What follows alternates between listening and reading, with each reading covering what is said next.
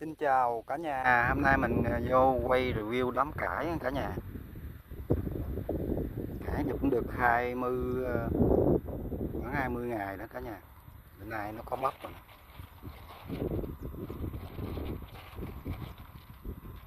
Đây nha. Rất là tốt luôn. Cải này là kêu bằng cải bẹ dúng đó cả nhà. Đây nè, có bắp hết rồi.